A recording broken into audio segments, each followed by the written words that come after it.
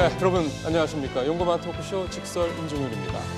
조국 법무부 장관 후보자가 어제 오후부터 오늘 새벽까지 무박 2일로 11시간 가까이 기자간담회를 진행을 했습니다. 자신과 관련된 각종 의혹과 논란에 대해서 해명을 했습니다. 때로는 공세적으로 의혹을 부인하기도 했고 검찰 수사가 진행 중인 사안에 대해서는 예상했던 대로 언급할 수 없다라고 한 발을 뺐습니다. 특혜 논란으로 청년들에게 실망감을 준 데 대해서는 사과를 했습니다. 하지만 딸에 대한 언급에 대해서는 눈실이 붉어지는 아버지로서의 모습을 또 보이기도 했습니다. 공식적인 청문회를 사실상 대신한 이 기자간담회를 마치면서 조 후보의 장관 임명은 이제 강행 수순을 밟을 것으로 전망이 됩니다. 이에 따른 후폭풍, 즉 정기국회가 사실상 파행되는 게 아니냐라는 부분이 걱정스럽습니다. 조 후보자 기자간담회 이후의 전국 상황까지 오늘 진단해 보도록 하겠습니다. 샵 3698로 시청자 여러분들 의견 오늘도 듣겠습니다. 오늘 모신 전문가 세 분 소개해드리겠습니다. 오른쪽으로 부산가톨릭대 차재원 교수 나오셨습니다. 어서 오십시오, 교수님. 안녕하세요. 왼쪽으로 오늘 두 분의 청년 정치인 모셨습니다. 더불어민주당 전국 청년위원장인 장경태 위원장 나오셨습니다. 어서 오십시오. 네, 안녕하세요. 한 분 더 자유한국당 강남을 당협위원장인 정원석 위원장도 오늘 모셨습니다. 어서 오십시오. 안녕하십니까? 위원장님. 예. 자, 영상부터 어제 조국 후보자 청문회에 대한 총평을 다룬 영상 보시고 본격적인 토론에 들어가겠습니다. 조국 후보자는 처음부터 주도권을 잡았습니다. 자료를 봐야 하니 뒤편 기자들은 비켜달라. 뒤에 좀 빼주시면 좋지 않을까요? 후보자 테이블 뒤로는 좀 질문하는 기자들에겐 일어서 달라며 적극적으로 나섰습니다. 제가 잘 안 보입니다. 카메라 때문에 기자님들 얼굴이 안 보이기 때문에 이어서 주시면 감사하겠습니다. 답을 이어가던 조 후보자는 늦은 시간에 딸의 집을 찾는 취재진을 언급하면선 너무 힘들다, 입장 바꿔놓고 생각해달라며 목이 밴 듯 고개를 숙이기도 했습니다. 그래야 하는 것입니까? 저희 아이도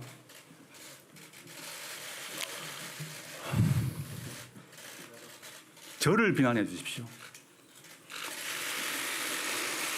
하지만 의혹을 파고들고 끝까지 검증하는 자리라기보단 조 후보자의 해명을 듣는 자리에 가까웠습니다. 증인과 참고인에게 묻고 또 물으면서 실체적 진실에 다가갈 수 있는 인사청문회와 비교하면 한계가 뚜렷했습니다.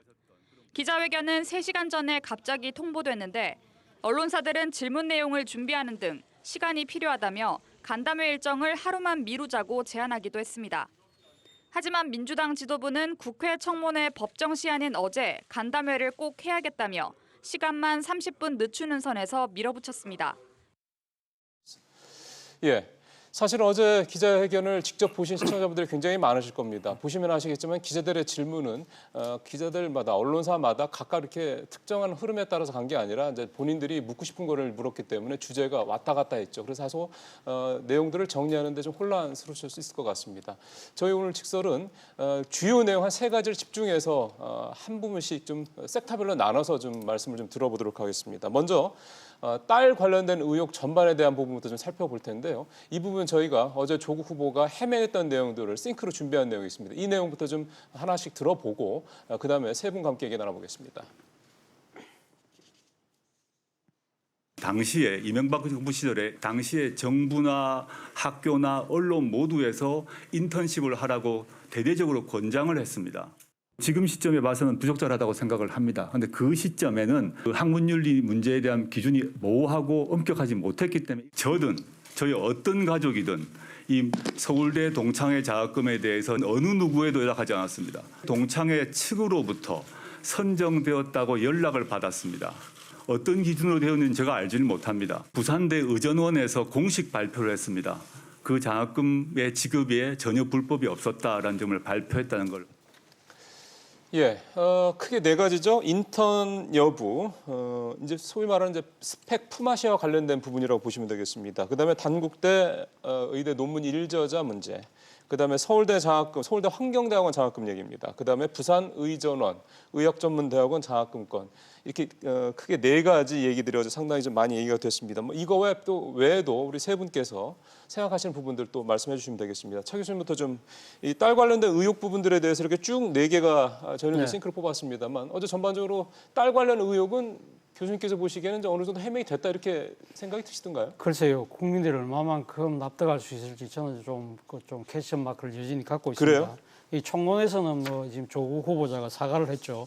합법이었다고 해도 딸이 혜택을 입었다고 생각한다. 젊은 세대한테는 네. 상처줘서 미안하다고 했지만 강론 부분에서는 다 모든 것을 부인을 했어요. 강론이라는 건 어떤 거 그러니까 말씀이세요? 예를 들면 학교에서 예. 인턴십과 관련해서는 학교에서 하라고 해서 했다. 예. 그렇기 때문에 지금 그 앞서 말씀하신 것처럼 이 당국대 의대 교수와 또 조국 후보자 부부 간의 일종의 그러니까 이 품앗이 인턴 품앗이 같은 것은 아니었다는 이야기고요. 예. 그리고 뭐 지금 이 장학금과 관련해서도 영향력을 전혀 행사하지 않았다는 이야기지 않습니까? 네.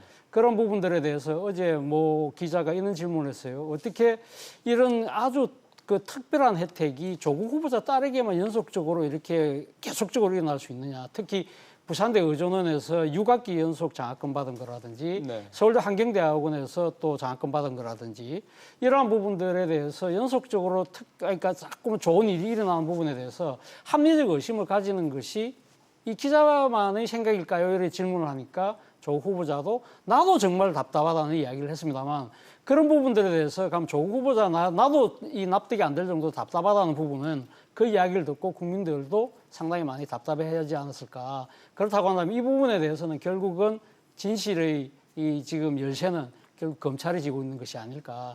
어제 조국 후보자도 검찰이 관련된 여러 가지 지금 자료들을 압수를 했다고 하니까 거기서 아마 명쾌하게 이 결론이 날 거라고 이야기는 했습니다만 그럼에도 불구하고 저는 아쉬운 대목이 어제 이 그 기자 간담회라는 형식 자체가 이 지금 청문회에서 우리가 흔히 목도하듯이 이 증인이 있고 이 제출된 자료가 있고 그렇죠. 그럴 경우에는 이 지금 그 의원들 간에 일문일답 의원들과 의원과 그 공직 후보자 간의 일문일답을 통해서 상당히 조금 깊숙하게 파고 들어갈 수 있는 그런 장면이 있었는데 뭐 기자들이 어제 여러 번 질문을 했습니다만 상당히 그러니까 이 답변에 대해서 추궁을 하고 깊이 들어가는 데는 한계가 있었던 것이 아닐까 그렇죠. 생각이 듭니다. 사실 기자들이 직접 무슨 증거를 확보하고 이러기는 쉽지 않은 그렇죠. 거니까. 자료 제출권도 없고, 없고, 예. 지금 뭐 증인을 어떻게 확보할 수 있는 방안도 없으니까요. 예. 그러다 보니까 전체적으로 이 그 기자 간담회 자체가 조국 후보자를 둘러서 한 의혹 그러니까 딸과의 의혹뿐만 아니라 전체적인 의혹을 규명하는 데는 좀 위협하지 않았나 생각이 듭니다. 알겠습니다. 이제 차 교수님은 이제 그런 부분들을 지적을 하셨고요. 이제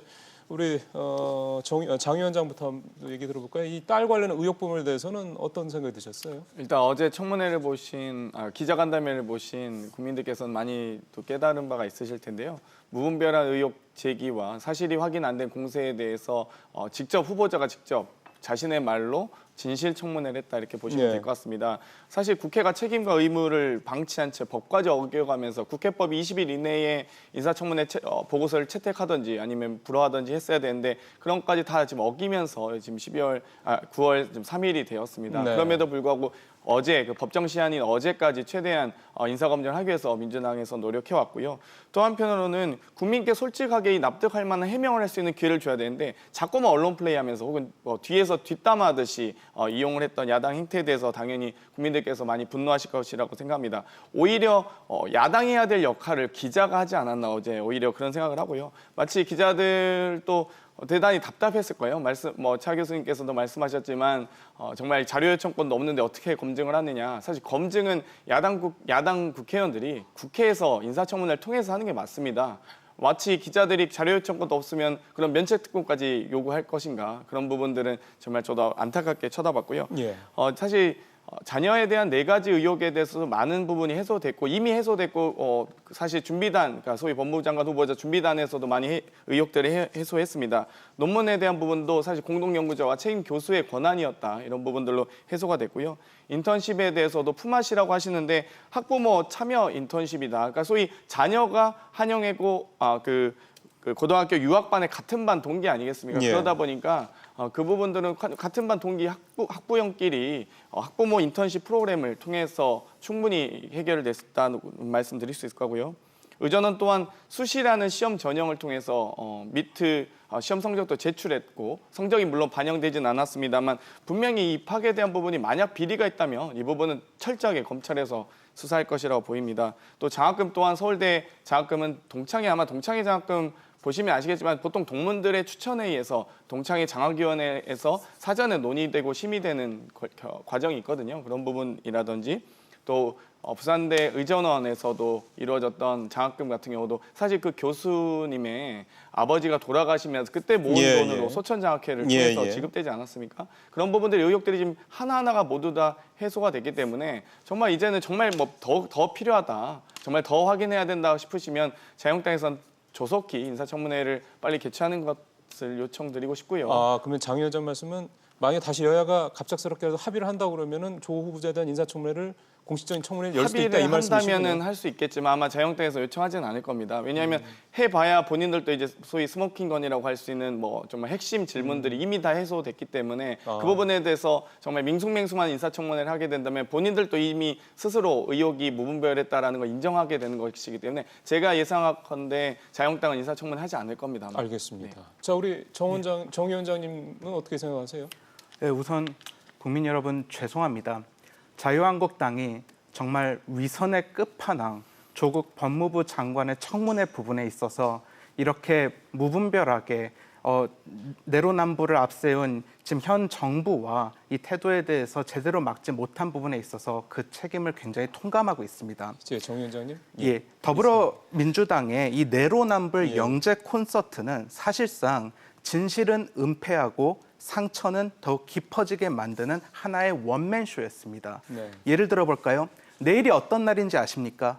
9월 9월 모의 4일이요? 예, 내일이 어떤 날인지 아십니까? 9월 모의 평가원 고사가 있는 날입니다. 네, 네. 전국에 있는 50만 명의 수험생들이 아버지가 조국이지 않기 때문에 피땀 어린 노력으로 수능을 공부하는 그 과정에서 마지막 평가원 시험을 보기 위해 긴장된 마음으로 그 시험을 치르기 위해 준비를 하고 있습니다. 예. 그리고 그 50만뿐만 아니라 100만 명의 학부형들이 자기 아들, 딸 보습학원 하나 보내는 게 입시의 전부인 줄 알았는데 그거를 지금 입시의 전부라고 생각했던 자신들의 노력이 조국에 의해서 완전히 폄하되고 이제 개천에서 용이 날 필요가 없다라고 말하면서 정작 자기 딸은 누구보다 훌륭한 용이 돼야 되는 그런 위선적 행태에 대해서 너무나 실망하고 말았습니다. 예, 알겠습니다.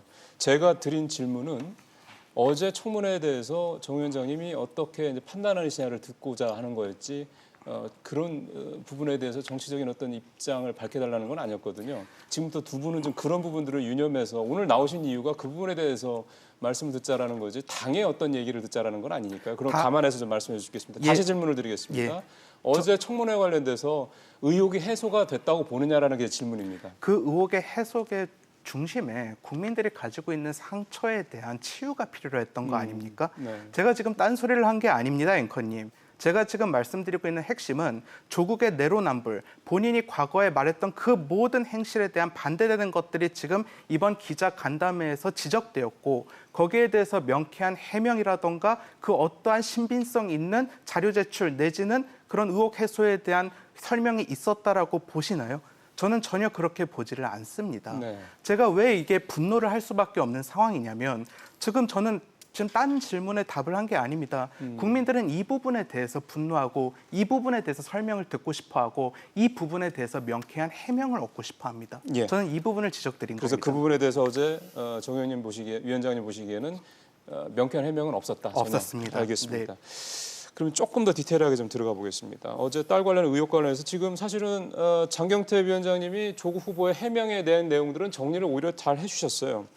그러면 몇 가지 좀 더 들어가 봐야 될 부분이 하나는 단국대 논문 일저자와 관련돼서 대한의사협회가 책임저자인 단국대 장 교수한테 논문을 철회하라고 요구를 했습니다. 예. 대한의사협회가 성향이 약간 문재인 정부적이라는 거는 이미 여러 차례 그런 성명등을 통해서 알고 있고요. 그런 건 이제 배제하더라도 논문을 철회할 요구를 하려면 뭔가 그럴 만한 근거가 있어야 되는 거 아니겠습니까? 의사협회 주장 근거는 뭡니까? 지금 지금 그 제1 저자로 지금 올라가 있는 조국 후보자의 딸이 그러니까 제1 저자로 올라갔다는 그 자체가 그러니까 지금 의사협회 입장에서는 사실 말이 안 된다고 고등학생이. 예, 고등학생이 그렇게 이야기를 하고 있는 것이죠. 그러니까 지금 어제 조국 후보자는 이런 이야기를 했어요. 그러니까 지금 그 논문과 관련해서 딸이 놀랍도록 열심히 했다고 장 교수가 그러더라. 그렇기 때문에 그러니까 장 교수가 그러니까 제1 저자를 그러니까 선정하고 안 하고 문제는 장 교수의 재량에 의한 판단이었고 글쎄요. 그러한 판단에 자신은 어떠한 영향력을 미치지 않았다고 지금 주장을 하고 있는 것이거든요. 그런데 여기에 대해서 지금 자유한국당을 비롯한 야당 쪽에서는 뭐라고 이야기를 하냐면 조 후보자의 딸이 실험에 아예 참가한 적이 없다. 그런 상황에서 제1저자가 될 수 있느냐. 그리고 설사 영어 번역에 상당히 기여를 했다고 하더라도 예. 이 번역만으로 논문 저자가 될 수 없다. 이런 주장을 하고 있는데 아마 의사협회도 비슷한 아마 논리의 그러니까 맥락상에서 그렇게 주장을 하고 있는 것 같아요. 예. 그리고 또 하나는 지금 그러니까 이 조국 후보자의 딸이 그 제1저자가 된 부분에 있어서 예를 들면 그러니까 지금 단국대 의대 이 지금 논문 책임 저자인 장 교수라는 분의 아들이 공교롭게도 조국 후보자가 당시 이 소속 교수로 있었던 서울대 인권센터에 또 인턴으로 와서 지금 인턴을 네. 거쳤다는 거 아닙니까? 그 경력을 여러 가지 바탕으로 해서 또 외국 유학을 가는데 도움을 받았다. 그렇다고 한다면 일종의 이 지금 스펙 품앗이를 한 것이 아닐까라는 의혹이 생긴다는 것이죠. 그러니까 이 부분에 대해서 조국 후보자는 자신은 장 교수의 연락처도 몰라가지고 연락처를 파악하는 데만 상당한 시간이 걸렸다. 그렇게 얘기했죠. 이야기를 했는데 장 교수는 얼마 전 보도된 바에 따르면 당시 조국 후보자의 아내로부터 애의 부탁을 받아서 그렇게 했다는 식의 이야기를 했기 때문에 이 부분은 서로 배치되는데 이 부분에 대한 해명은 없었다. 이 부분은 앞으로 규명돼야 될 부분이 아닐까 생각도 듭니다. 예, 지금 차 교수님 말씀을 들어보면은 명쾌하지 않은 부분이 분명히 있거든요. 아까 우리 장 위원장님 말씀은 명쾌한 해명이 됐다라고 말씀하셨는데 이 일저자와 관련돼서 좀 나오는 이런 어떤 뭔가 이렇게 매끄럽지 않은 이런 의혹 부분들은 어떻게 보세요? 일단 두 가지 측면이 있을 것 같습니다. 이제 어찌되었건 제1저자를 할 만한 소위 연구 성과에 그만큼 공로가 있느냐에 대한 판단인데요. 그 부분 또한 이 1저자가 있으면 2저자, 3저자가 있지 않겠습니까? 공동 연구자들의 몫이고요. 또 그 공동 연구를 진행했던 책임 교수의 권한입니다. 그런 부분에 대해서 사실 왈가왈가 할 수는 없는데 의협에서도 좀 안타까운 입장을 내긴 했습니다만 예. 의협 같은 경우는 지금 현재 문재인 케어를 반대하는 사실 좀 소위 정부와 지금 갈등 관계를 겪고 있는 단체이기 때문에 실질적으로 서로의 어떤 스스로의 입장을 좀 밝히기에는 조금 또 한쪽에 편향되지 않았나 이런 생각을 하고요. 또 한편으로는 과연 그러면 이 논문 저자의 제일 저자 때문에 어떤 입시에 영향을 줬느냐 이런 부분에 대해서 좀 말씀드리지 않을 수가 없는데 당시 세계인재 선도 전형이라는 게 2010년, 11년 2년 정도 걸쳐서 진행이 됐습니다. 예. 그러면서 소위 학부모 체험학습 활동 프로그램 이렇게 학부모들끼리 서로 좀 더 도와주고 좋은 학교에서 이렇게 뭐랄까요 좀 더 좋은 아이들의 이제 스펙을 만들기 위해서 노력했던 부분들이 있는데 그러면 이 부분들이 소위 이 사회 지도층에서 만연했다고 봤을 때 이 만연한 이 현상들은 그러면 모두 다 입시 부정이냐? 세계인재 선도 전형을 입학한 200여 명의 그리고 2년간에 걸친 이 학생들이 모두 다 비리와 부정이냐라고 보실 수는 없고요. 이렇게 만들 수밖에 없는 교육제도를 만들어 놓고 예. 왜 그 교육제도에 맞춰서 공부한 수험생에게 책임을 전가하는지 모르겠습니다. 그러면 그 당시 이 교육제도를 제도를 설계하고 추진한 이명박 정부가 책임지셔야죠. 예. 자, 우리 장 위원장 얘기를 듣고 이거에 대해서 우리 정 위원장님도 반박을 하실 수 있을 것 같은데. 예. 제가 볼 때는 지금 이 조국 딸과 관련된 전형은 국민 법 감정과 상식의 문제라고 생각을 하고 있습니다. 구체적으로 말씀드리면 이번에 그 고대 세계 글로벌 전형 같은 경우에는 60%가 이제 서류 평가, 네. 이른바 학생부 종합 기록이 예. 반영이 되죠. 예. 여기에 지금 단국대, 공주대 논문 관련 기록들이 집중적으로 반영이 됐습니다. 그리고 이거는 우리가 진영 논리로 해석할 문제가 아니라 단순히 상식적인 차원에서 해석을 해볼 수 있는 건데 과연 고등학교 아이가 의학 논문의 1저자로 단순히 영어를 잘해서 공헌을 해서 그거를 얻어냈다. 아니, 의학 논문에 있어서 대부분이 그런 전문학적인 용어들로밖에 구성이 안 되는데 이 일반 국민들조차도 납득할 수 없는 스토리를 내세워가지고 병리학회는 문재인 반 집단이기 때문에 결국 자기네들한테 유리한 논리를 내세운다. 이것이야말로 내로남불의 끝판왕이라고 보는 거죠. 결국은 변명을 위한 변명에 불과하다. 저는 그렇게 생각을 합니다. 예, 이번에 사실은 이제 그런 인턴이니 뭐니 해서 이렇게 약간 이제 특혜 의혹이 불거졌던 입학 사정관 제도는 사실 MB 정부 때 시작돼서 본격적으로 이제 상당히 좀 어제 조 후보의 설명대로라면 해명대로라면 이제 언론과 정부에서 적극적으로 추천을 했다. 이제 이렇게 얘기를 하긴 했습니다. 근데 이 상황들을 좀 살펴보면 지금 우리 정 위원장님 지적하신 대로 고려대 입시 과정에서 지금 사실은 부정 입학에 대한 의혹도 제기된 상태이고 어제 사실 그 얘기는 별로 안 나왔더라고요. 네. 고대 관련돼서는. 그러다 보니까 일종의 이런 어떤 그 제도적인 문제 부분들을 사실 누구 한 사람의 뭐 특혜로만 몰고 가기에는 그럼 기존에 뭐 소위 말하는 MB 정부 때나 박근혜 정부 때 그 높은 사람들은 그런 혜택들을 못 받았겠느냐라는 식의 부분도 있을 거고 어쨌든 그래서 제가 이 얘기를 하고 싶은 얘기는 문재인 대통령이 그래서 입시제도를 이제 좀 손을 재검토하라 이렇게 또 지시를 하고 좀 순방을 가지 않았습니까? 그래서 결국 이제 입시제도의 이제 개정 또는 보완까지 좀 이 상황이 좀 오게 된 건데 결국은 이거에 대해서도 이제 일각에서 지적이 있더군요. 조국 후보자에 대한 어떤 그 화살을 제도로 좀 돌리려는 의도가 아니냐 이런 해석도 있어서 이 부분에 대해서 좀 세 분 말씀 한 말씀 듣고 입시 문제 얘기는 이 학교 딸 문제 얘기는 좀 넘어가 보겠습니다. 차 교수님 어떻게 보세요? 사실 뭐 문재인 대통령이 지난 일요일이었죠. 순방 떠나기 전에 사실 이 부분을 이야기를 하셨는데 조국 후보자와 관련된 언급은 직접 언급은 사실상 그 말씀이 처음이었어요. 그러니까요. 그럼에도 불구하고 조국 후보자와 관련된 문제에 대해서 조국 후보자 개인의 문제라기보다는 제도의 문제, 구조적인 문제로 이 말씀을 하셨기 때문에 결국 조국 후보자에 대한 임명을 강행하려는 내 방점이 찍혀 있는 것이 아닐까라고 많은 분들이 본다는 것이죠. 자, 어쨌든 그러니까 그럼에도 불구하고 왜가 문재인 대통령은 굳이 이 문제를 이야기를 했을까? 제가 생각했을 때는 문재인 대통령이 지난 대선 과정에서 가장 그 강력하게 이야기했던 부분이 이 부분이거든요. 기회는 평등할 것이고 과정은 공정할 것이고 결과는 정의로울 것이라고 이야기했는데 지금 20대 지금 청년층들이 상당한 심리적 박탈감을 지금 호소하면서 상당히 민심이 이반되고 있는 부분이 바로 지금 조국 후보자의 딸과 관련된 부분이라는 그렇죠. 겁니다. 예. 바로 이 부분을 그러니까 문재인 대통령 입장에서도 조국 후보자에 대한 걸 갖다가 감사하면서 그러니까 임명을 강행한다 하더라도 이 부분은 어떤 식으로든 제도적 개선과 보완은 필요하다. 그 두 가지의 메시지를 동시에 낸 것이 예. 아닐까라는 생각이 듭니다만 예. 어쨌든 그러나 국민들 입장에서 봤을 때는 그렇다고 한다면 그 제도적 맹점 속에서 상당한 특혜를 입었던 그러니까 어제 뭐 조국 후보자도 그 부분에 대해서는 본인도 인정을 했어요. 네, 네. 그러니까 그런 제도 부분을 내가 고치지 못한 부분은 내 잘못이라고 이야기는 했습니다만 물론 그 부분도 조국 후보자의 잘못은 아니죠. 따지고 보면.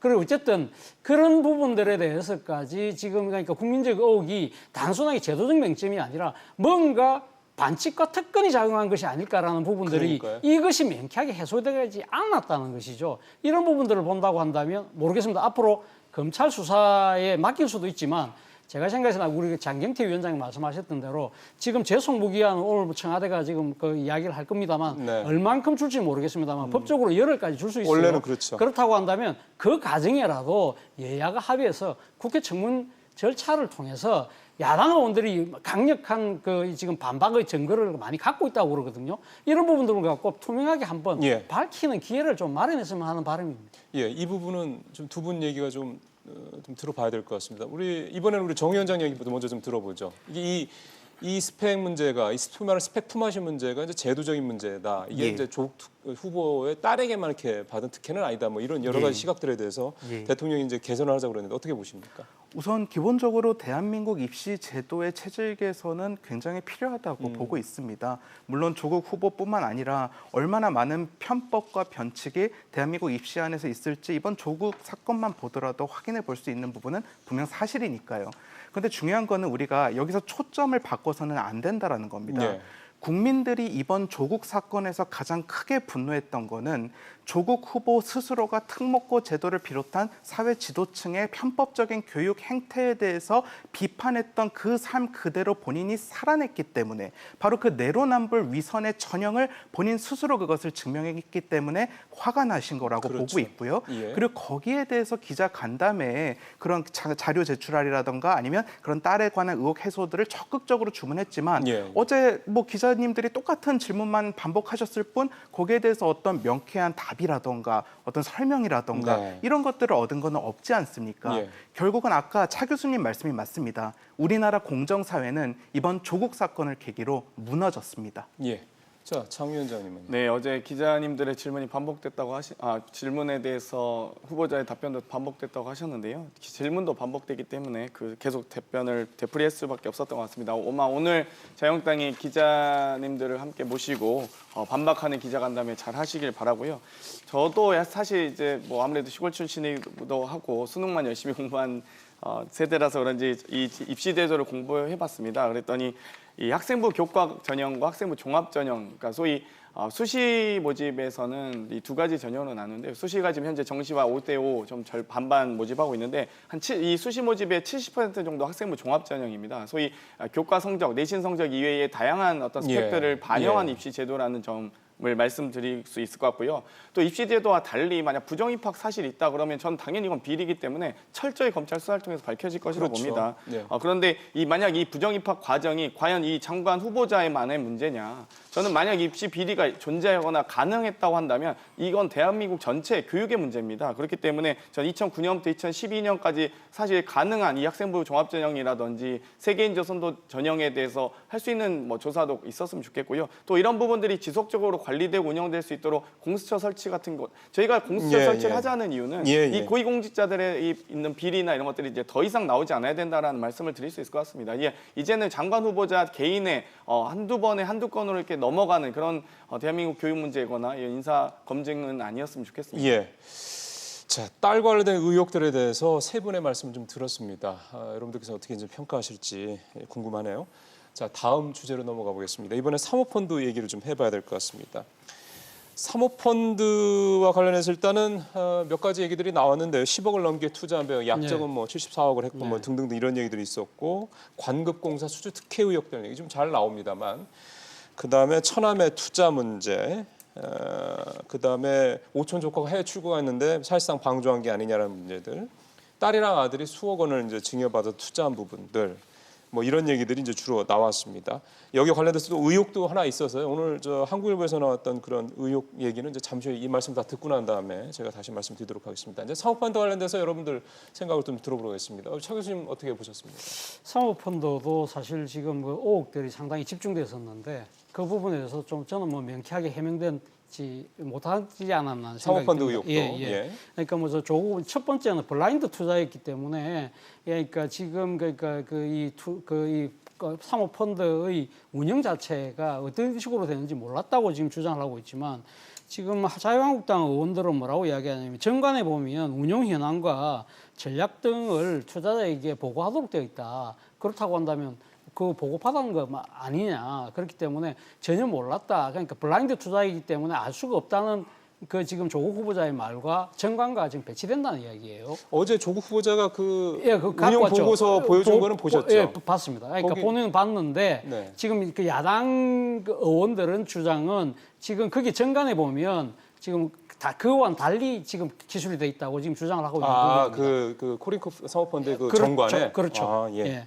그리고 또 하나는 이 지금 그 처남과 관련된 부분인데요. 네. 처남과 지금 처남이 지금 6억 정도 투자를 했다는 거 아닙니까? 그 중에 한 3억 정도를 조국 후보자의 아내가 지금 그러니까 지금 줬다라고. 이자 약정서까지 쓰면서 돈을 빌려줬다고 하는데 그런 식으로 해서 지금 사실 이 지금 그 조국 후보자 아내와 아들이 들어간 펀드, 사모펀드에 지금 조국 후보자의 처남까지 들어와서 완전 가족 펀드가 만들어져 있거든요. 그러네요. 그런데 조국 후보자는 이전까지는 까맣게 몰랐다고 지금 이야기를 한다는 겁니다. 그렇죠. 그 지금 10억이 넘는 그 16억 가까이 되는 이 그 사모펀드의 대규모, 그러니까 우리 일반인의 눈높이로 봤을 때는 상당한 액수의 돈인데 그러한 부분들을 조국 후보자가 아무리 공직 생활에 바빴다고 하더라도 몰랐다. 그리고 특히 민정수석으로 계신 직위의 엄중함을 봤을 때 이러한 사모펀드에 대규모 돈이 굴러가는 데 부분에서 가족들이 지금 사실 재산을 몰빵하듯이 지금 하는 부분들 이런 부분들에 대해서 몰랐다는 부분이 과연 일반적인 상식의 국민의 눈높이로 이해가 될 것이냐. 그리고 또 하나는 약정입니다. 약정도 지금 자산 가치가 원래 지금 조국 후보자가 한 56억 정도 지금 신고 재산이 그렇습니다. 그런데 지금 자산 약정을 75억인가를 했잖아요. 74억인가 했죠. 그러니까 이 지금 자신의 재산보다 훨씬 더 많은 걸 지금 약정을 했는데 조국 후보자는 어제 그 이야기를 했어요. 이 신용카드의 한도액 설정하는 거 닮았다고 이야기하지만 또 야당 의원들은 뭐라고 이야기를 하느냐 하면 약정액 자체가 이것이 그러니까 이명 계약을 했을 가능성이 높다. 예를 들면 지금 이 약정액을 지금 위반할 경우에는 그러니까 지연 이자 같은 경우가 상당히 15% 더 나아가서는 또 3개월 동안 돈을 안 낼 경우에는 원 투자자금의 50% 정도가 다른 투자자에게 넘어가는 그런 규정들이 있는데 이러한 부분들이 단순하게 신용카드 한도액 정도로만 지금 그렇게 이야기하는 부분과 배치된다는 겁니다. 이런 부분들도 지금 야당 의원들이 주장하고 지금 배치되는 부분, 이 부분을 어떻게 그러면 지금 규명할 것이냐. 그리고 아까 말씀하셨던 오촌 조카 이야기입니다. 오촌 조카에게 물어봤다고 하는데 사실 오촌 조카가 이 지금 사모펀드를 운영한 운용사의 실질적인 소유주라는 이야기가 있거든요. 그리고 이 지금 오촌 조카와 이 지금 사모펀드를 운영했던 지금 실질 법률상의 대표를 비롯한 주요 책임자 3명이 공교롭게도 지금 외국 나가 있어요. 그런데 이것이 해외 도피 의혹이라는 이야기가 많은데 조 후보자도 답답하다, 들어오라 뭐 이야기를 했지만 그러한 정도 이야기가 과연 국민들 입장에서는 아 저것이 올바른 태도일까라고 생각할 수 있다는 것이죠. 예, 알겠습니다. 지금 이제 어제 조 후보자 관련된 이 사모펀드에 대한 의혹들이 어떤 것들이 있었고 그거에 대해서 조 후보자가 어떤 해명을 했는지에 대해서 그리고 이제 예를 들어서 이제 한국당 같은 이제 야당 쪽에서는 어떤 의혹을 제기했는지 우리 차 교수님이 쭉 설명해 주셨는데요. 이런 부분들에 대해서 조 후보자가 어제 해명했던 내용을 육성으로 좀 들어보고 우리 장 위원장, 정 위원장 두 분 얘기 좀 들어보겠습니다. 한번 들어볼까요?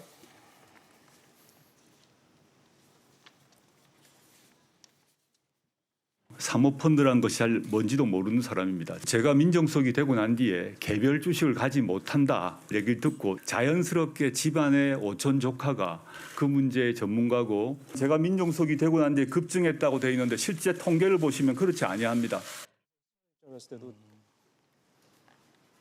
예, 두 가지 얘기였죠. 사모펀드 투자 의혹 관련돼서 오촌 조카가 이제 전문가였기 때문에 맡긴 거다. 그다음에 이제 광급 수준으로 이제 그 얘기 좀 하겠습니다만. 실제 통계를 이제 표를 어제 제시를 했죠. 그렇지 않다. 이제 이 두 가지 부분에 대해서 이제 저희가 내용을 여러분들한테 좀 반복해서 말씀을 드렸고요. 이제 이런 부분들 관해서 앞에 또 차 교수님 말씀하셨던 몇 가지 부분에 대해서도 이제 우리 두 분 얘기를 좀 들어보도록 하겠습니다. 우리 장 위원장님 먼저 하시죠. 네, 아무래도 이 방금 교수님께서 가족 펀드라고 하셨는데요. 원래 사모펀드 자체가 50인 이내의 소수가 투자하는 형태의 펀드 형태입니다. 그렇기 때문에 뭐 소수밖에 있을 수밖에 없다는 말씀을 좀 드리고 싶고요. 오촌 조카 실소유주 문제 같은 경우도 사실 투자하면서 오촌 조카가 그 회사에서 어떤 역할을 하고 있는지 투자를 권유받았을 뿐이지 그 회사에서의 어떤 소유 지분이라든지 이런 것들을 확인하고 투자하진 않습니다. 그래서 이 역할을 몰랐다는 점은 후보자의 해명을 통해서도 확인할 수 있었고요. 또 방금 말씀하셨던 광급공사 같은 경우는 블라인드 펀드였기 때문에 투자처를 알 수가 없습니다. 이런 부분들은 뭐 광급검사를 땄다고 해서 혹은 그 회사가 제대로 운영을 했다고 해서 이것 또한 뭐 잘못된 건 아니지 않습니까? 그렇기 때문에 이런 부분들 좀 말씀드리고 싶고요. 증여세 탈루 의혹 같은 경우도 합법적 증여였기 때문에 이것들은 좀 저는 이런 의혹들에 대해서까지 너무 무분별하게 나오고 있지 않는가 이런 말씀을 좀 드리고 싶고요. 사실 만약에 이 펀드에 문제가 있었다면은 민정수석 당시에 재산 공개 붙어서 누락했을 겁니다. 그런데 민정수석 할 때 소위 공익공직자는 재산 공개를 하게 되어 있는데요. 그 재산 공개 모두 목록을 올렸거든요. 코링크피 그 업체 일명까지 쓰면서 다 재산 공개했기 때문에 만약 이런 부분이 문제가 있다면 인사청문회를 하든 아니면 정말 앞으로의 검찰 수사를 통해서 충분히 불법 사실은 밝혀질 것이라고 생각하고요. 또 더 필요하다면 공수처에서 수사할 수 있다고 봅니다. 이런 부분들을 정말 명명백백히 수사하고 좀 진실을 밝혔으면 좋겠습니다. 예, 그 부분 관련해서 어제 조 후보가 해명을 또 했죠. 예, 그래서 이제 그 부분까지 좀 말씀을 좀 듣고 우리 정원 위원장님은 어떻게 보셨는지 이 사모펀드 관련 의혹에 대해서는요? 저는 이 사모펀드 이슈 역시 교육과 마찬가지로 하나의 상식적인 문제라고 보고 있습니다. 자, 사모펀드에 대해서 좀 간략하게 언급을 드리면 사모펀드의 핵심은 공모펀드와는 달리 금융감독기관의 감시로부터 자유롭습니다. 그러면 무슨 소리냐? 소수의 내 집단들끼리 모여서 그 돈을 어떤 형식으로 어떻게 자유롭게 마음대로 운영할 수 있다는 것이라고 볼 수 있는 거죠. 그러면 결국 뭐냐? 저는 상식적으로 묻고 싶습니다. 제가 100만 원 주고 어떤 물건을 살 때 3일 밤낮을 고민하고 사는데 10억 원을 일방적으로 쏟아부을 때 무언가가 확실한 개런티가 있기 때문에 거기에 돈을 넣지 않을까요? 그리고 사모펀드는 기본적으로 굉장히 위험한 상품입니다. 근데 그런 금융 상품에 자기 가족들 그리고 배우자, 자녀들 그 돈을 전부 다 몰아넣기 식으로 투자를 했다라는 거는 무언가 조국 그 이상의 권력과 맞닿아 있다고 저는 보고 있고요. 그리고 마지막으로 아까 민정수석 때 그 등록을 안 했다고 하셨는데 관보를 보시면 그 코링크를 배우자, 자녀들 투자자로 명백하게 명시를 했습니다. 그건 결국은 뭐냐? 이것은 조국 게이트의 서막입니다. 아, 조국 게이트의 서막이다. 예, 예. 알겠습니다. 아니 저는 그 재산 공시를 했다고 말씀드렸습니다. 예. 안 했다고 말씀하셨어요. 예. 그분은 이제 어제 조국 후보자가 그 4차례에 걸쳐서 국회에 그 제출한 재산 신고에 했다라는 얘기는 했고요. 그거는 이제 조 후보자가 진짜 해명을 한 거고요. 자, 지금 세 분의 어제 이 사모펀드 관련된 그 조 후보자 해명에 대한 평가들을 들었고요. 두 가지 문제만 좀 문제 제기를 하겠습니다. 이거는 이제 최근 오늘 이제 언론에 이제 제기가 된 이제 추가 의혹인데 하나는 코링크 사모펀드가 투자한 웰스 CNT라는 이 회사가 1,500억 원대 서울시 지하철 공공 와이파이 사업의 우선 협상 대상자로 선정이 됐고, 물론 나중에 이제 다시 탈락하긴 했습니다만, 그다음에 관급공사 수주 과정에서 정치권, 이 정치권이라는 건 여당 인사도 있고 야당 인사도 있습니다.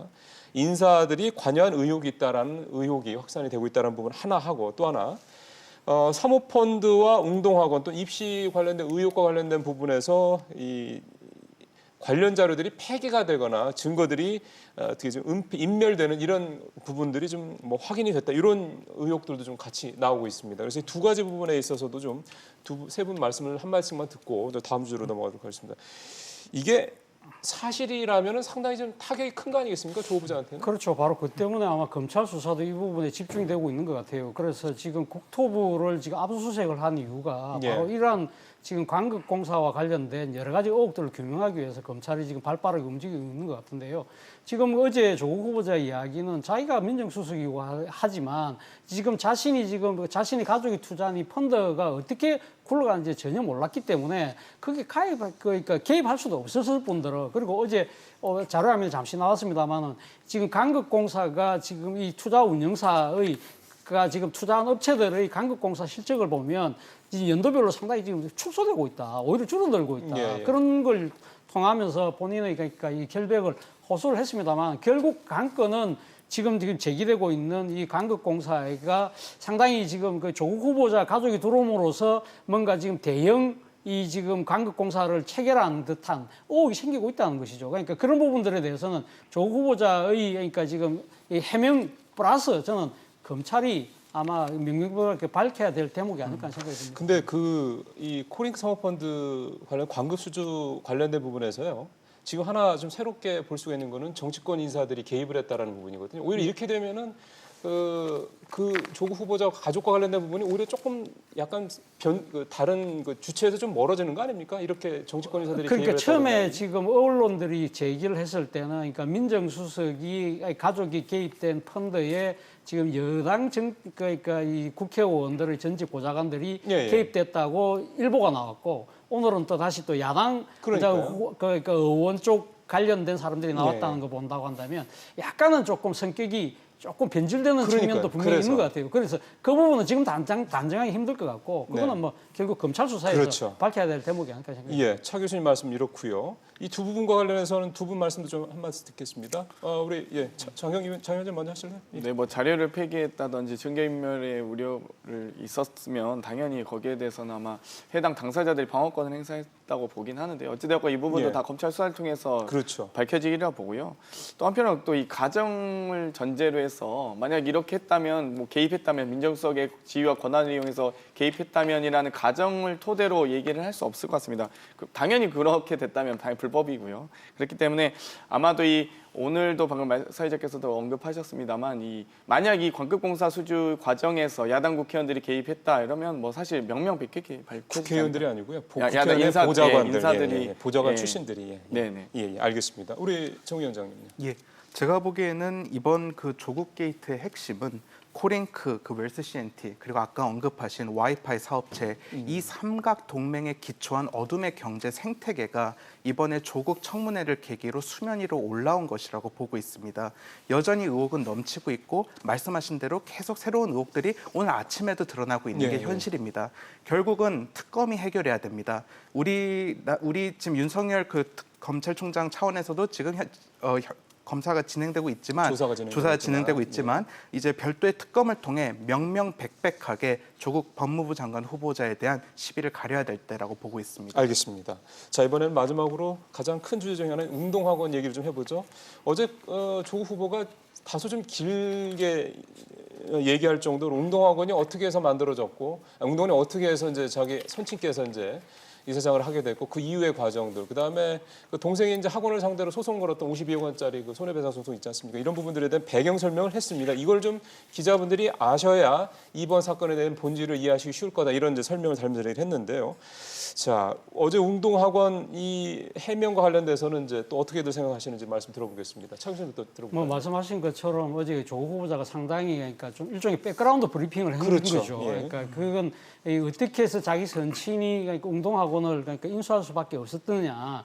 그 이야기는 상당히 운동학원이 상당히 민족적인 상당히 을을 갖고 있는 일제강점기하에서의 그러니까 독립운동에도 상당히 나름대로 연관이 돼 있는 아주 이 그 지역의 나름대로 명문 사학인데, 이 사학이 경제적 형편이 어려워졌을 때 출항 인사 중에 한 분이었던 조국 후보자의 선친께서 이걸 인수할 수밖에 없었고 사재를 틀어서 학원을 운영해 왔다. 그렇기 때문에 뭐 일종의 그러니까 일반적인 사학 재단의 비리처럼 그걸 갖다가 사학 운영 자금을 빼들려고 하는 것은 글쎄요. 아니었다고 이야기는 했습니다. 그러더라고요. 이야기는 했는데 그 부분 들으면서 저는 사실은 뭐 이 스토리는 제가 이 부산 출신이다 보니까 그 이야기는 어느 정도 알고 있어요. 그렇기 때문에 저는 그 부분에 대해서는 뭐 별로 그렇게 그러니까 조 후보자의 이 해명에 저는 뭐 그 큰 의문은 가지는 않습니다. 예. 그러나 그 이후에 벌어진 지금 현재 이번 이 청문회 과정에서 불거진 의혹들과 관련해서는 아직까지는 명쾌하게 해명이 되지 않은 것이 아닐까. 어떤 면이 그러세요? 어떤 것이 그러냐면 네. 첫 번째는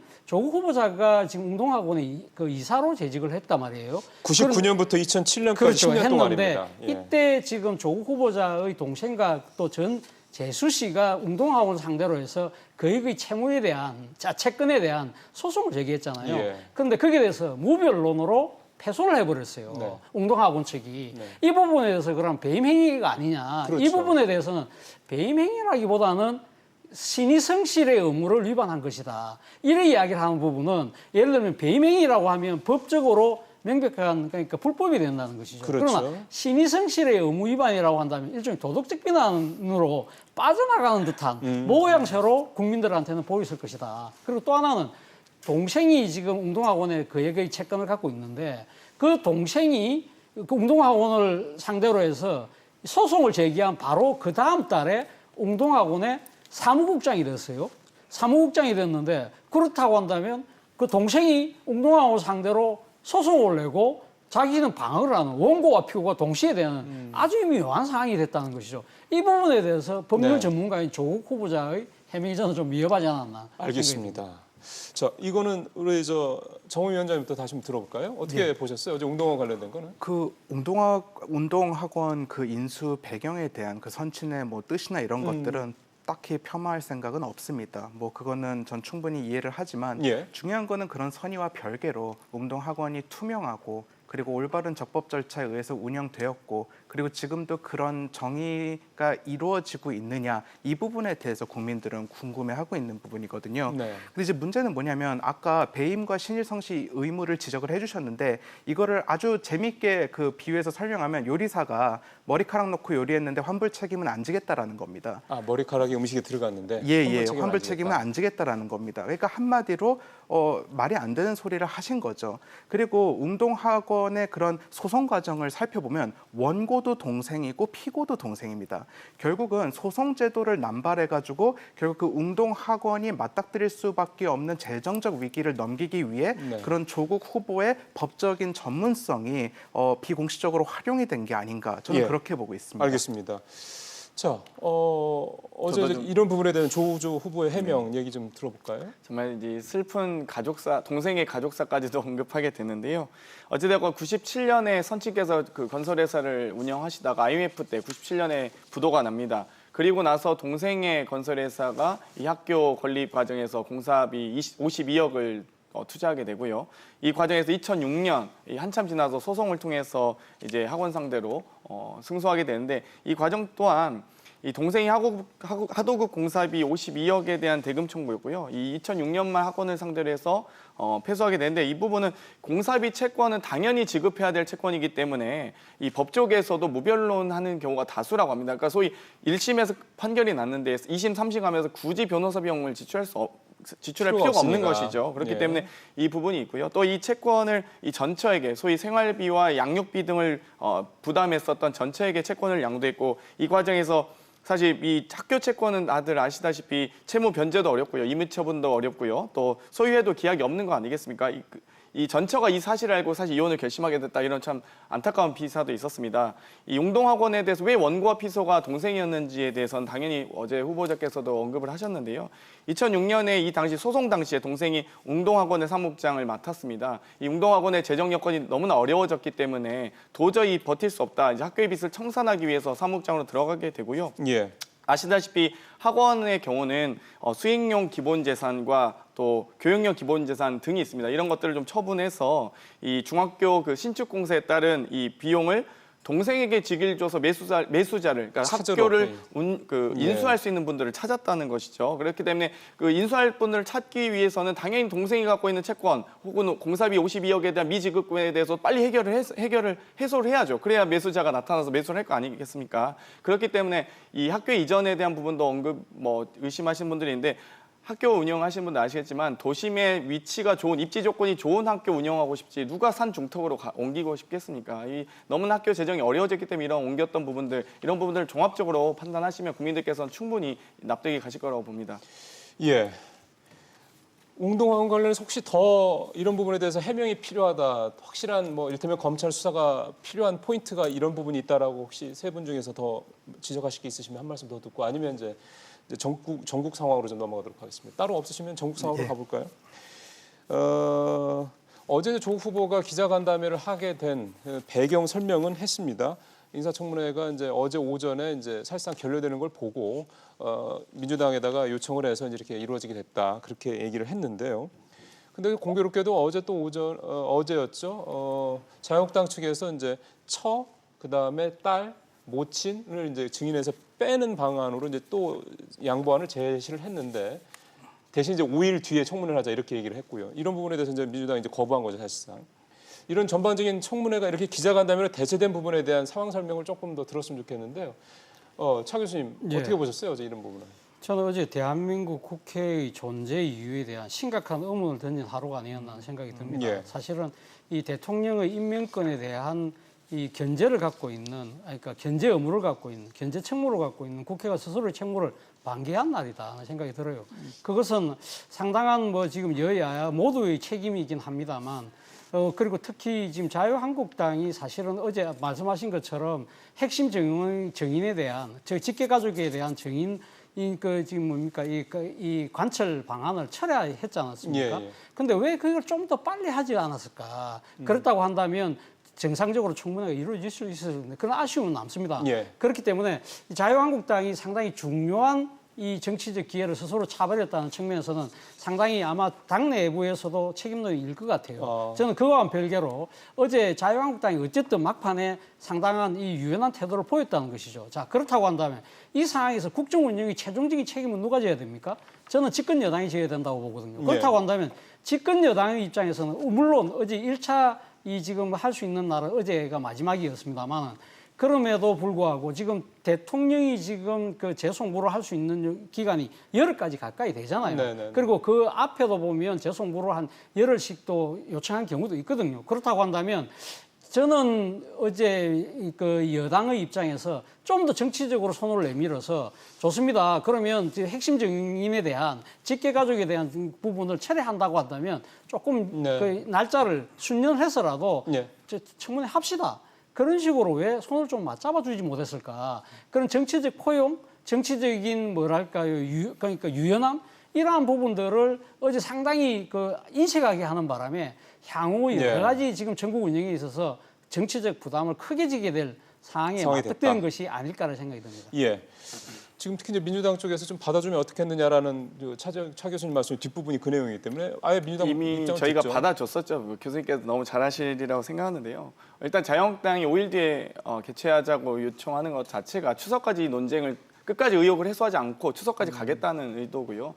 애초 할 생각이 없었다고 봅니다. 결국 이 법사위 3명의 간사 간 합의에서 사실 인사청문회를 9월 2, 3일 양일에 걸쳐서 하기로 합의를 했었거든요. 사실 근데 국회법에 15일 정도에는 인사청문회 개최하고 20일에 인사청문회 채택 보고서를 채택을 하든지 안 하든지 20일까지는 해야 되는데 9월 2일이 마감이었습니다. 네. 그런데 3일까지도 이틀에 걸쳐서 하는 것까지 저희가 국회법을 어기는 것까지도 민주당이 양보해서 그거를 동의했었고 또 장관 인사청문회 이틀 하는 경우가 없습니다. 그럼에도 불구하고 저희 이틀 하겠다 하루만 하지 않고 이틀 하겠다고 했는데 자유한국당이 그거에 목리 부리면서 뛰쳐나갔거든요. 또 더군다나 가족에 대한 청문회는 사실 지금까지 장관 후보자는 조국 후보자고 장관 후보자에게 발언을 들으시는 게 맞습니다. 그런데 가족을 지금까지 인사청문회에 증인으로 채택한 경우가 선례가 없거든요.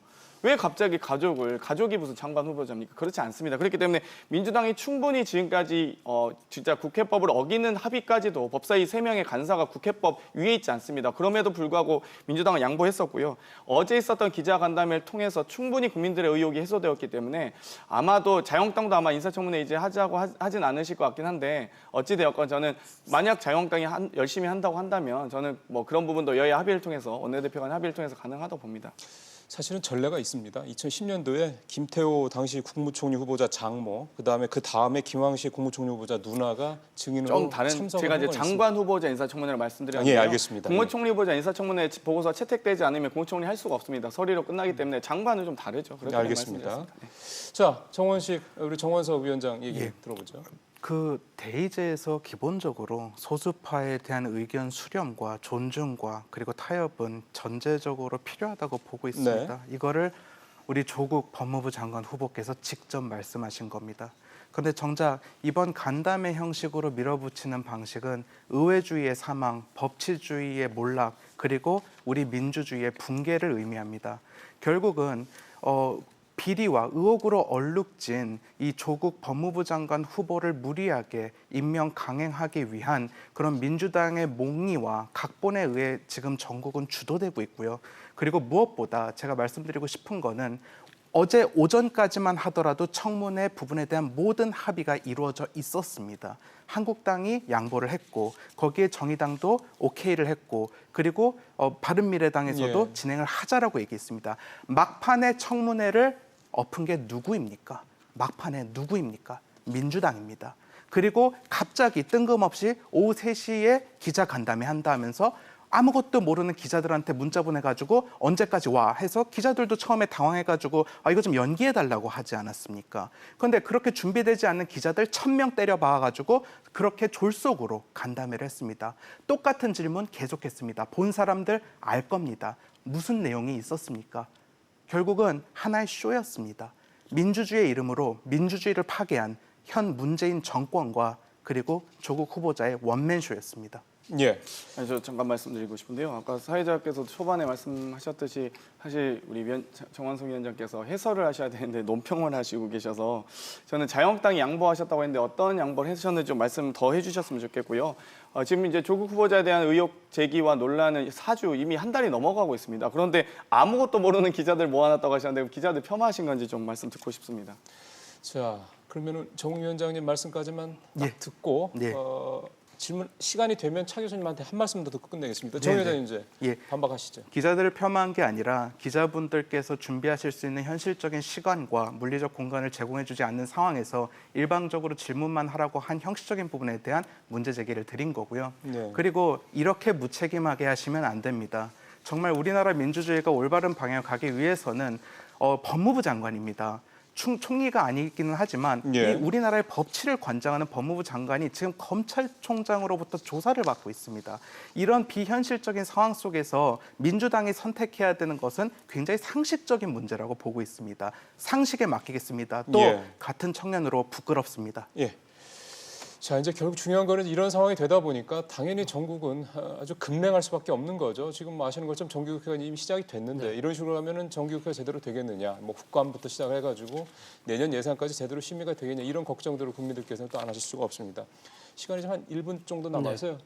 차 교수님께서 봤을 때 앞으로 전국 어떻게 전망하십니까? 쉽지는 않을 것 같습니다. 그러니까 지금 오늘 아마 청와대에서 재송부 기한을 아마 설정할 것 같은데요. 제 바람은 최대한 법이 허용하는 열흘간의 재송부 기간을 좀 주시고 그리고 청와대가 좀 더 적극적으로 이 부분에 조금 개입할 필요가 있지 않을까. 물론 네.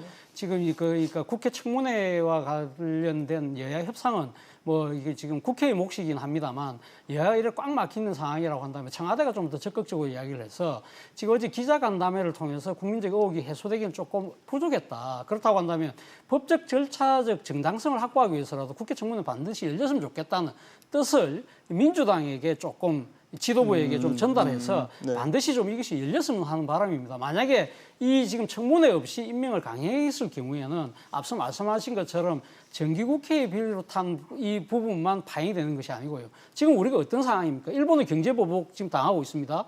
북한이 잇따라 지금 도발하고 있습니다. 미국과 중국이 지금 무역 전쟁을 벌이면서 그 여파가 고스란히 지금 다가오고 있는 이러한 상황이기 때문에 우리가 여야가 어느 때보다도 긴밀하게 머리를 맞대고 한마음 한뜻이 돼야 되는 이 엄중한 상황이거든요. 그렇다고 한다면 지금 이 정부 여당의 입장에서는 야당을 뭔가를 지금 끌어들여서 협치를 할 수 있는 기반을 만들어야 된다는 것이죠. 그런 걸 측면에서 본다고 한다면 저는 이 제속 무기간 동안에 반드시 청문회가 제대로 열렸으면 하는 바람입니다.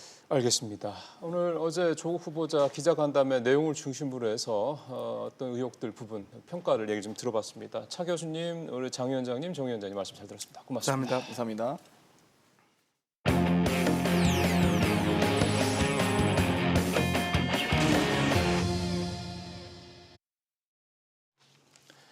어제 최기영 과학기술정보통신부 장관 후보자와 조성욱 공정거래위원장 후보자가 검증돼 올랐습니다. 근데 의원들이 이분들의 정책 또는 자질과는 아무 상관없는 엉뚱한 발언들을 쏟아내면서 이른바 성차별 논란만 남았습니다. 중요한 뉴스만은 콕 집어 살피는 이슈 따라잡기 영상 보시고 잠시 후에 뵙겠습니다. 논란이 된 발언은 박성중 자유한국당 의원이 최기영 과학기술정보통신부 장관 후보자 아내의 기부 내역을 따지다 나왔습니다. 최 후보자 부인이 여당 의원 등에게 정치 후원금을 후원하고 진보 성향 시민단체에 1,000만 원 상당을 기부한 사실을 최 후보자가 몰랐다고 하자 제 아내가 한 것인데 전혀 몰랐고 이번에 알게 됐습니다. 박 의원이 이렇게 쏘아붙인 겁니다. 정말 한심스럽습니다. 아내 하나도 제대로 관리 못하는 사람이 엄청난 R&D 예산이 있고 할 가기부 장관으로 이게 온다는 자체가 잘못된 겁니다. 아내를 관리 대상으로 여기는 가부장적 발언에 동료 의원들이 발언 취소를 권유하자 박 의원은 뒤늦게 아내 관리란 표현을 속기록에는 아내와 회계관리로 수정해달라고 요청했습니다. 성차별 논란은 조성욱 공정거래위원장 후보 인사청문회에서도 불거졌습니다. 정가뷴 한국당 의원이 미혼인 조 후보자를 향해 저출산이 한국 사회의 병폐라며 이렇게 말한 겁니다. 우리 후보자 정말 훌륭한 분이 그거다 갖췄으면 정말 오늘 정말 100점짜리 후보자다 생각합니다. 본인의 출세도 좋지만 국가 발전에도 기여해 주시기를 바랍니다. 조 후보자는 난감한 웃음을 지었고 결혼과 출산 여부가 공정거래위원장직 수행과 무슨 관련이 있느냐는 비판이 쏟아졌습니다. 예, 김수민 시사평론가 나오셨습니다. 어서 오십시오. 네, 반갑습니다. 최기영 장관 후보자 관련부터 해보죠. 박성중 자유한국당 의원인 건데요. 아내 관리도 못하는 사람. 앞서 이제 우리 시청자분들께서 이제 직접 박성중 의원의 이제 발언도 들으셨는데. 야, 참 이게 참 제살 깎아먹기 얘기가 안 나올 수가 없네요. 그렇습니다. 제살 깎아먹기인 동시에 평소에 좀 습관들이 나오는 것이 아닌가, 습성이라든지 그러니까 사고방식. 가부장적인 어떤 사고방식. 그러니까 아내 관리라는 표현 자체도 굉장히 민감하게 느껴지지만 이게 무슨 계기로 나온 말인가 돌아보면은 이제 배우자가 시민단체라든가 이쪽에 고액의 후원을 했다라는 것을 캐물으면서 그걸 내가 모르겠다라고 후보자가 대답을 하니까 아내 관리 못하는 거 아니냐 이렇게 얘기가 나온 거거든요. 근데 이 주제 자체가 시민단체 고액 후원을 하고 말고는 뭐 시민들의 마음입니다. 그리고 그 배우자가 모를 수도 있는 거고요. 뭐 집에 가가지고 왜 그 고액을 후원했어 이렇게 얘기할 수는 있겠지만 공적인 의제가 될 수는 없는 그런 부분이고 사적인 부분이죠. 그리고 처음에는 이게 시작한 게 분명히 색깔론 비슷하다고 저는 생각을 합니다. 진영 논리라든지 그러니까 이런 뭐 시민단체에 돈을 많이 냈으니 당신 또 그쪽 편 아니냐 이렇게 좀 캐묻는 것이 애초에 색깔론 쪽으로 가겠다라는 그래서 의도로. 가부장주의 논리뿐만 아니라 이 논리 자체도 굉장히 문제가 있는 것이고 사실 지금 우리나라는 정당 후원에도 다시 개설이 돼서 심지어는 어떤 정당의 당원이 다른 정당에도 후원을 할 수 있는 이런 나라가 됐거든요. 근데 시민단체 후원을 그것도 배우자가 한 부분에 대해서 문제 제기를 한 것은 이 자체로 이미 잘못된 부분이라고 볼 수 있겠습니다. 사실 그것도 그건데 더한 거는 어제 조성욱 공정거래위원장 후보자 청문회입니다. 역시 이제 자유한국당의 정가변 의원인데 네. 미혼인 조 후보자한테 출세보다는 출산을 하라 뭐 이런 식의 지적들. 이거는 사실은 이 최기영 후보자보다도 더한 그런 네. 공분을 살 수 있는 내용이 아닌가 싶습니다. 네, 이건 참 어디서부터 손을 대야 될지 모를 언급인데요. 일단 본인 출세라는 말을 보면은 본인 출세도 좋지만 국가 발전에도 기여해 주시기 바란다. 그러면 출세하기 위해서 결혼을 하지 않고 출산을 하지 않았다. 이렇게 예. 보는 것인가? 그게 아니라 그 본인의 어떤 라이프 스타일인 것이죠. 어떤 부분은 선택에 의해서 된 부분도 있을 것이고 어떤 부분은 좀 선택하고는 무관하게 된 부분도 있을 수 있는데 그런 사람들의 여러 가지의 라이프 스타일이 있고 이제는 비혼이고 비출산인 사람도 이렇게 공직에 나올 수 있을 만큼의 그렇게 세상이 바뀌었다는 얘기입니다. 그것을 지금 못 받아들이고 있는 것이고 곧 추석도 다가오는데 명절날에 이제 젊은 세대가 기성세대한테 듣기 싫어하는 얘기들이 있거든요. 꼰대 발언 같은 거란 말씀이신 거죠? 그 중에 뭐 여러 가지가 있는데 취직은 안 했냐? 네. 너 대학은 어디 갈 거냐? 이런 질문들. 너 왜 살쪘냐? 결혼은 안 하냐? 그 중에 하나가 결혼을 안 하냐입니다. 그것을 여기서 국회에서 볼 수 있지 않았나. 이런 측면에서 특히 젊은 세대의 탄식이 많이 나올 것 같습니다. 사실 어제 조국 후보자 기자 간담회 건 때문에 사실은 어쩌면 사실 이번에 인사청문회 다른 후보들의 인사청문회 자체가 사실은 거의 언론의 관심에서 좀 사실 좀 벗어나 있는 것 같긴 네. 합니다. 국민들의 관심도 사실 상대적으로 떨어지는 것도 맞는 것 같고요. 글쎄요, 그래서 그런가요? 그러니까 이런 어떤 집중력이라든가 이런 어떤들이 떨어져서 그런가요? 좀 후보, 이를테면 질의에 나선 이 의원들의 질문의 수준들 자체도 상당히 좀 네.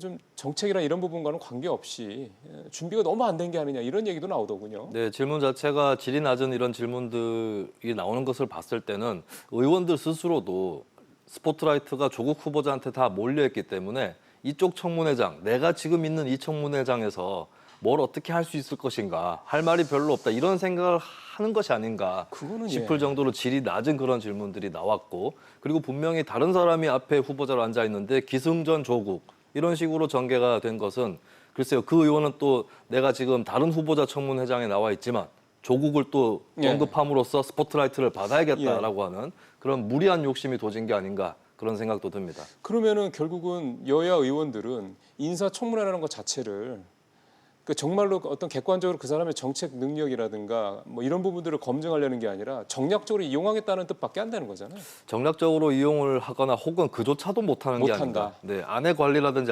앞서 나섰던 성차별적인 발언들을 보면은 이거는 애초부터 메시지 관리가 제대로 되지 않았고 그리고 국회의원들이 보좌진을 둘 수 있는데 그렇죠. 보좌관과의 상의 끝에 이런 워딩이 과연 나왔겠느냐. 건지, 네, 뭐 돌발 발언인지 그건 알 수 없겠지만은 굉장히 준비 자체가 부실하다. 라고 볼 수가 있겠습니다. 근데 저는 인사청문회 제도 자체의 문제가 있다기보다는 여기에 임하고 있는 일부 의원들 사람의 문제가 아닌가. 네, 그렇게밖에 볼 수 없는 것이고 인사청문회에서 충분히 정책 검증부터 또 사생활에 문제가 있는 부분들 충분히 파헤쳐서 검증할 수 있는 부분이죠.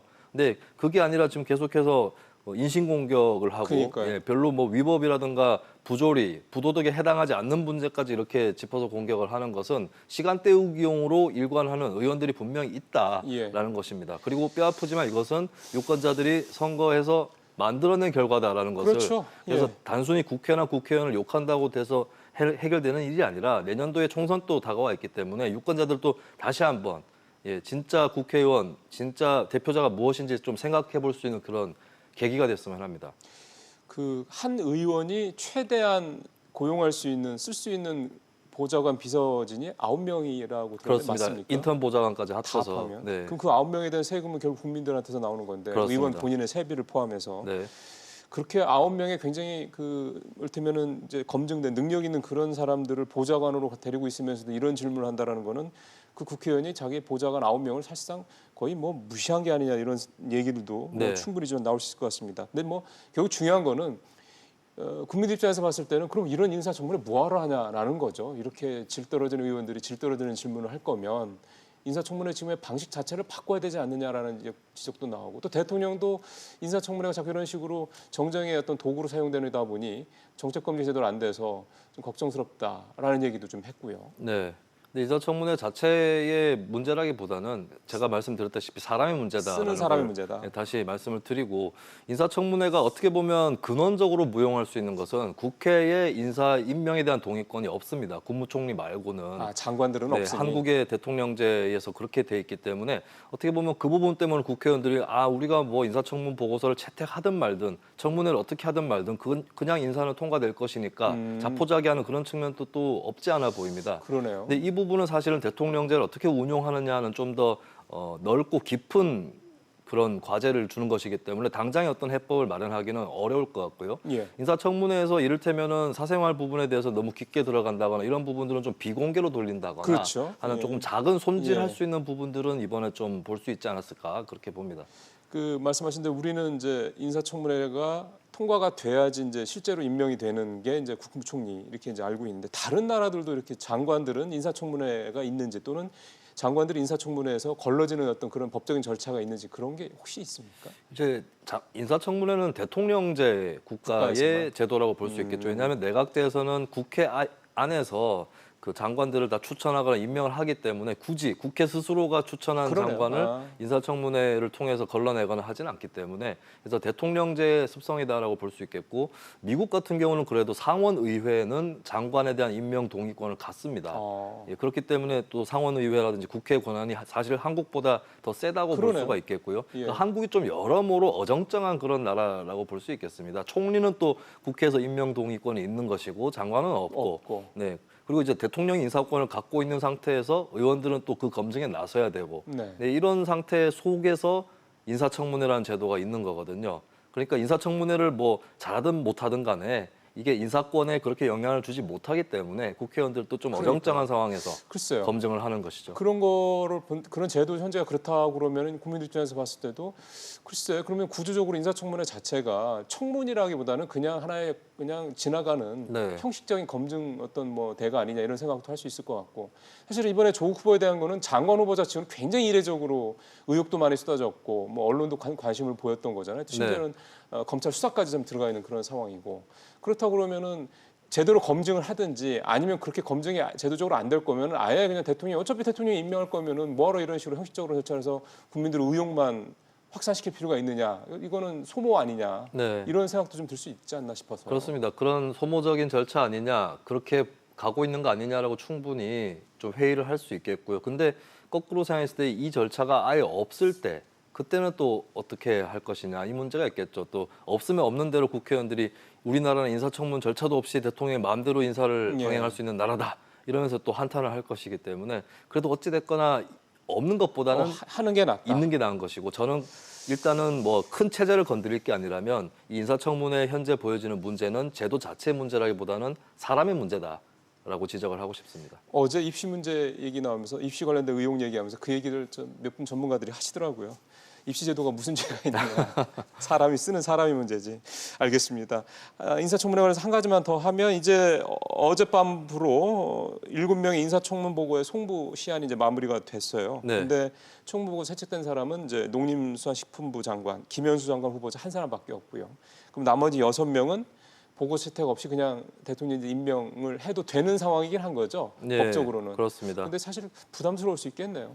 네, 일단 대통령이 인사청문 보고서 재송부를 오늘 중으로 할 것이라고 유력하게 관측이 그렇죠. 되고 있고 재송부는 이제 재송부를 할 때에 기한을 대통령이 정해서 국회에 줄 수가 있습니다. 10일 이내의 최대. 기한 안에서. 예. 근데 지금 청와대의 기류는 너무 오랜 기간을 줄 수는 없다라는 것이에요. 그래서 지금 관측은 한 3일에서 5일 사이 정도의 시간을 설정을 해서 국회에 재송부하지 않겠느냐라는 것이고 3일에서 5일이면 이제 오늘 우리 9월 3일이니까 따지면 네. 9월 6일에서 9월 8일 정도 이렇게 되겠군요. 그렇습니다. 조금 네. 더 늦으면 뭐 9월 9일에 임명을 강행할 수도 있다 이런 관측도 나오는데 그 사이에 사실 뭐 인사청문회가 조국 후보자의 경우 아예 열리지 않거나 나머지 후보자에 대해서도 청문 보고서가 채택이 되지 않는다 해도 그 기한을 넘기면 대통령이 또 임명을 강행할 수가 있습니다. 아마도 추석 전에는 대통령이 글쎄요. 국회에서의 흐름과 별개로 뭐 어떻게 되든지 임명을 강행할 것으로 보입니다. 아까 차재현 교수는 뭐 안타까운 마음에서 그런 말씀도 하셨겠습니다만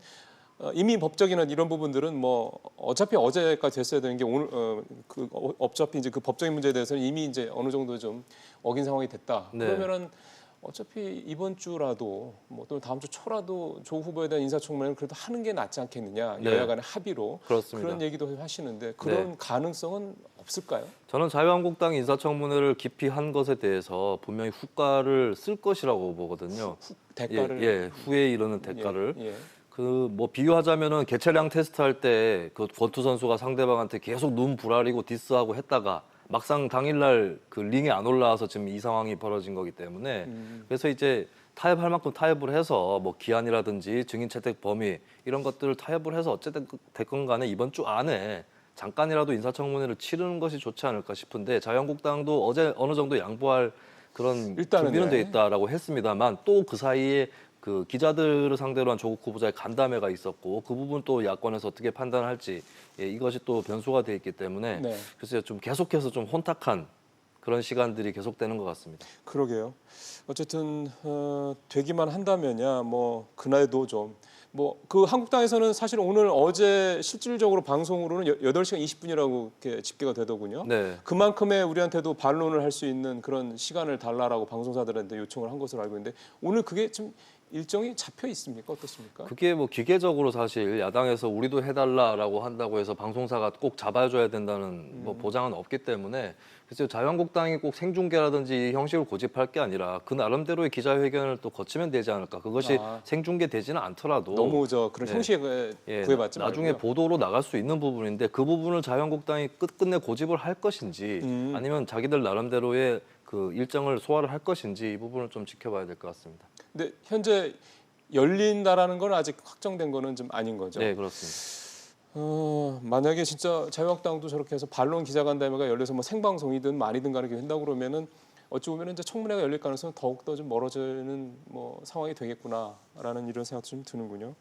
한 가지 얘기 좀 더 해보죠.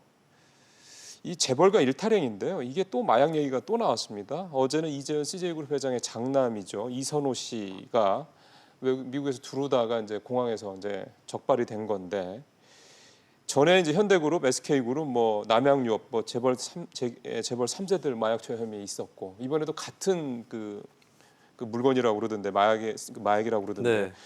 이런 것들이 일단은 발생하는 이유는 어떻게 좀 봐야 될까요?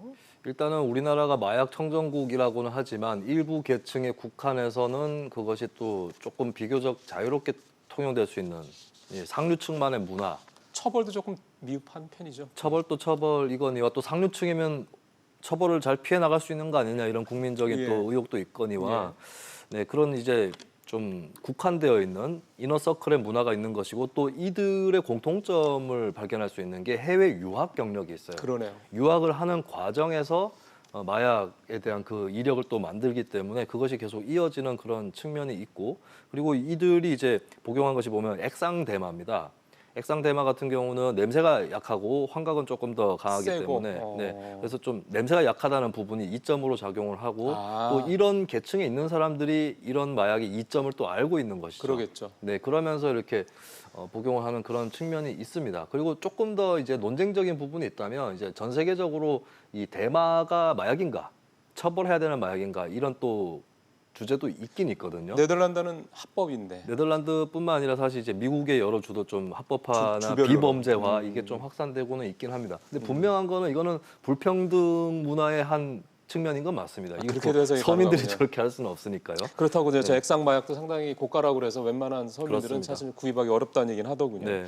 근데 결국 이제 이게 CJ라는 그룹이 사실 이 장남 이선호 씨는 결국 이제 이재현 회장의 뒤를 이어서 언젠가는 이제 경영권을 넘겨받아야 될 위치라고 우리는 알고 있는데 네. CJ라는 그룹에 미칠 여파도 간단치는 않을 것 같습니다. 일단은 뭐 이미지적인 타격이 있을 것으로 보이는데 근데 이제 그 회사 이미지는 재벌 총수 한두 명에 달려 있는 것은 꼭 아니고 그리고 SK나 이제 현대 쪽도 최근에 이 마약 사건이 나오긴 했지만 사실은 이들 그 창업주의 손자들이고 나이가 좀 젊습니다. 그래서 이들이 어떤 타격을 받는다고 해서 그 그룹에 경영에 문제가 생기거나 그렇게 될 것이라고는 보지 않겠고요. 다만 이제 앞으로 장기적인 관점을 봤을 때 재벌 총수에 의한 리스크 분명히 우리나라 기업에 있어 왔기 때문에 또 이들 적발된 기업인들 다 젊은 나이이기 때문에 이제 앞으로 재발이 방지되고 그리고 경영에 좀 충실할 수 있는 그런 환경을 만들어내느냐가 이 기업들에게 주어진 관건이 되겠습니다. 어찌 보면은 조금 더 장기적으로 본다 그러면 이제 우리도 특히 유럽이나 이런 데처럼 오너와 경영과의 분리 문제에 대한 부분도 조금 더 이런 사례들이 좀 이렇게 좀 무게를 그쪽으로 실어줄 수 네. 있는 그런 어떤 계기 이런 것도 될 수 있겠군요. 그렇습니다. 그리고 스웨덴 발렌베리 사례처럼 6대째 세습을 하더라도 그 네. 세습 경영이 결코 이제 기업의 어떤 공공적인 그런 가치를 침해할 수 그러니까요. 없도록 하는 그렇게 하는 방안들을 포함해서 재벌 개혁들의 여러 활로를 좀 모색을 해봐야 될 것 같습니다. 예. 우리처럼 특히 이제 재벌 오너 중심으로 이렇게 경제 구조라든가 경제가 이렇게 그동안 산업화 과정을 통해서 이렇게 성장해온 나라에서는 또 특히나 좀 그런 것 같습니다. 말씀 잘 들었습니다. 고맙습니다. 네, 감사합니다.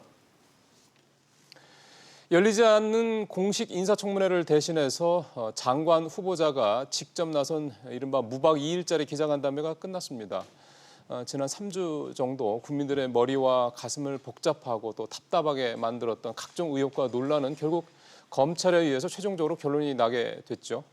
그렇다 보니까 청문회 무용론도 앞서 말씀드린 대로 다시 부상을 하고 있고요. 말로는 국민을 대화와 타협을 주창을 하면서도 정작 필요한 순간에는 이를 외면하는 정치권에 또 장관 인사청문회조차 합의 못하는 정치권에 대한 국민들의 실망은 더 깊어질 수밖에 없을 것 같습니다. 경제, 외교, 안보 등 모든 부분에서 대내외 상황이 급변하는데도 변화를 거부한 채 기득권을 유지하려는 우리 사회의 구성원들이 누군지 새삼 깨닫게 해주는 기자 간담회였습니다. 식사를 마치겠습니다. 내일 뵙겠습니다.